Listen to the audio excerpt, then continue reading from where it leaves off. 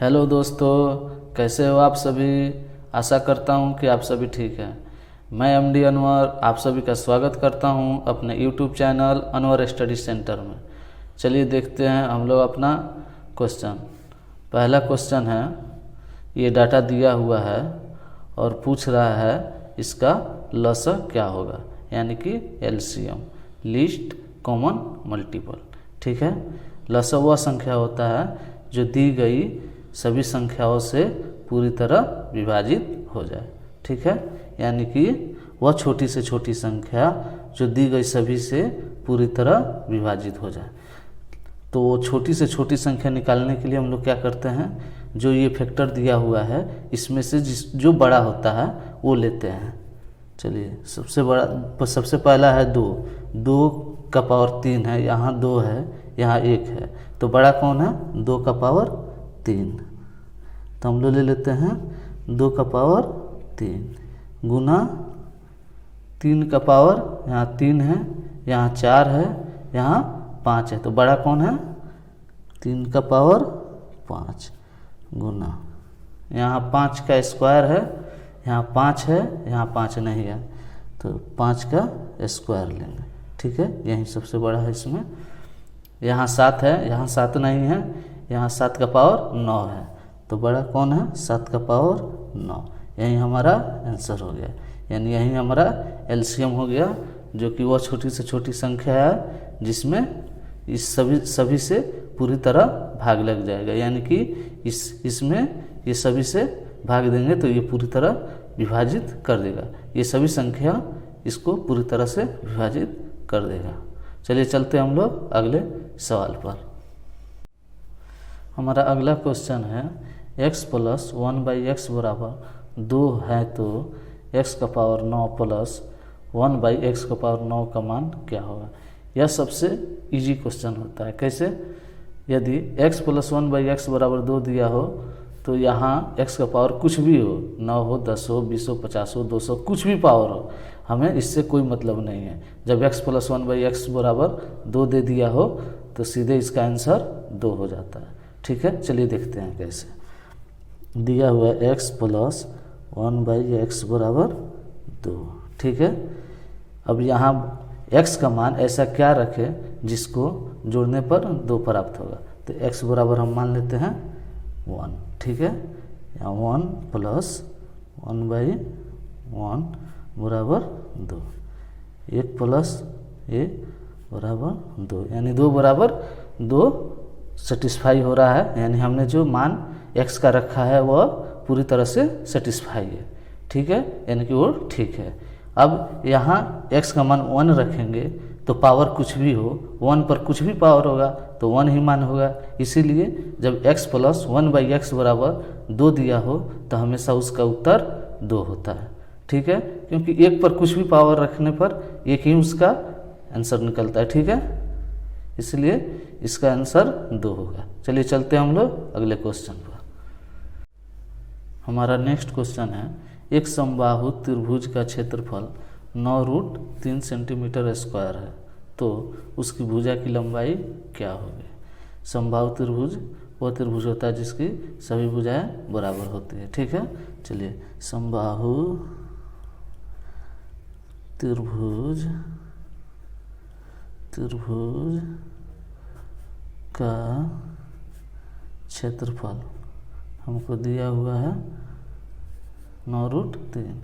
उसको निकालने के लिए क्या होता है, समबाहु त्रिभुज का क्षेत्रफल बराबर होता है √3/4 भुजा स्क्वायर। भुजा को हम लोग यहाँ a मान लेते हैं। ठीक है, ये हमको दिया हुआ 9√3 बराबर है √3/4 भुजा स्क्वायर। ठीक है, चलिए इस √3 से इस √3 को काट देते हैं। ठीक है, बचा ये को इधर लाते हैं, a स्क्वायर बराबर 9 गुना 4। ठीक है, ये बराबर हो जाएगा √9 गुना 4। ये बराबर क्या होगा, 9 का रूट 3 और 4 का रूट 2 बराबर 6 सेंटीमीटर। ये बराबर 6 सेंटीमीटर, जो कि हम लोग ये भुजा को ये माने थे, जो कि ऑप्शन नंबर डी में है।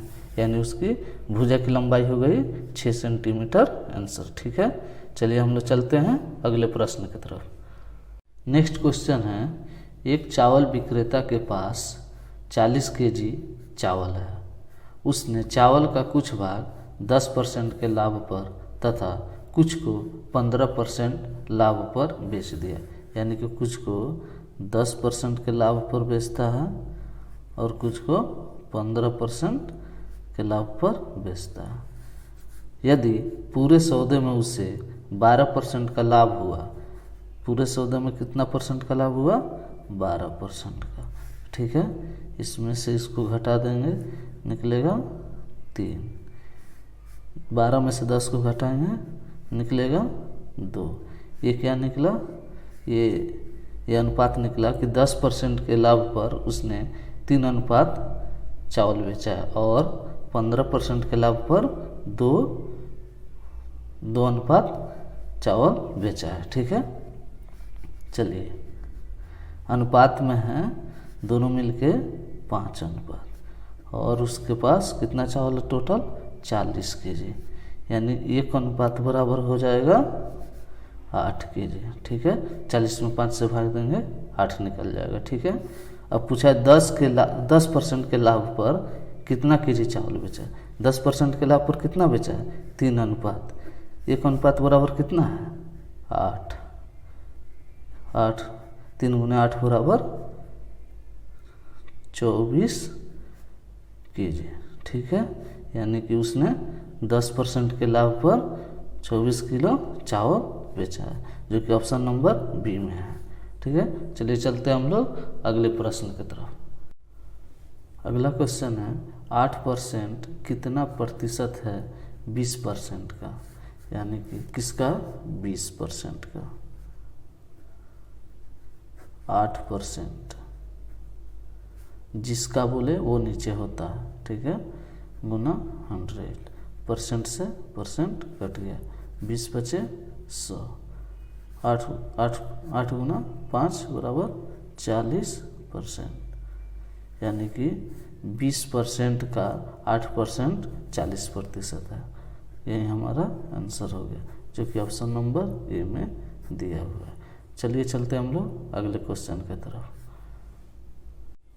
हमारा नेक्स्ट क्वेश्चन है, एक त्रिभुज के कोण का अनुपात 2:3:4 है, तो उस त्रिभुज के सबसे बड़े और सबसे छोटे कोण के बीच का अंतर क्या होगा? यानी कि सबसे छोटा कोण और सबसे बड़ा कोण के बीच का अंतर निकालना है। त्रिभुज के तीनों कोण का योग कितना होता है? 180 डिग्री।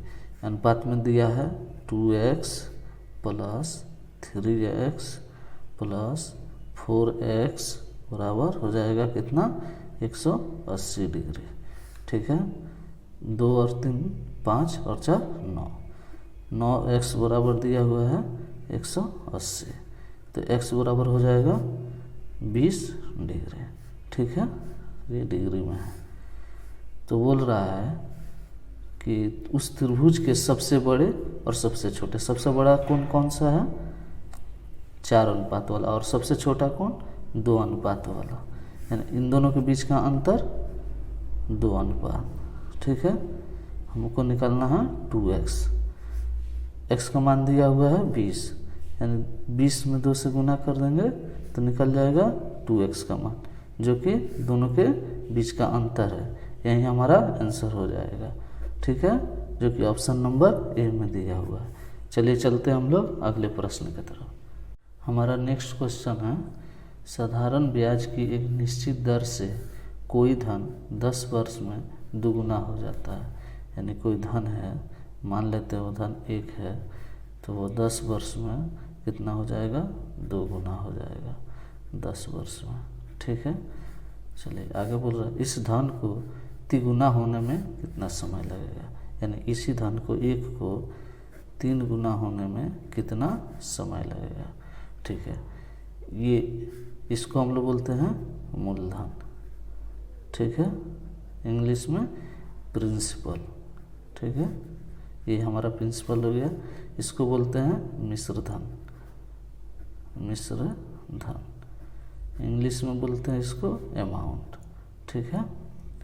जब कभी भी आपको अमाउंट दिया हो तो सीधा सीधी समझ लीजिएगा कि उसमें ब्याज प्लस मूलधन मिला हुआ हो, यानी अमाउंट बनता है ब्याज प्लस मूलधन के मिलने से।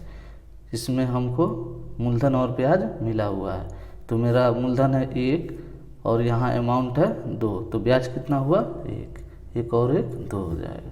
ठीक है, यहाँ मूलधन है 1 और मिश्रधन यानी अमाउंट है 3, तो ब्याज क्या हो जाएगा 2 और 1 3 हो जाएगा। ठीक है, 1 रुपया हमको ब्याज के लिए 10 वर्ष समय लगा। ठीक है, यानी 1 ब्याज के लिए 10 वर्ष समय लगा। यहाँ कितना ब्याज आ रहा है 2, तो 2 ब्याज के लिए कितना समय लगेगा 2 गुना समय लगेगा। 10 गुना 2 बराबर 20 वर्ष। ठीक है, यानी कि उस धन को 3 गुना होने में कितना समय लगेगा 20 वर्ष। ठीक है, हमारा आंसर निकल गया 20 वर्ष। चलिए चलते हम लोग अगले प्रश्न की तरफ।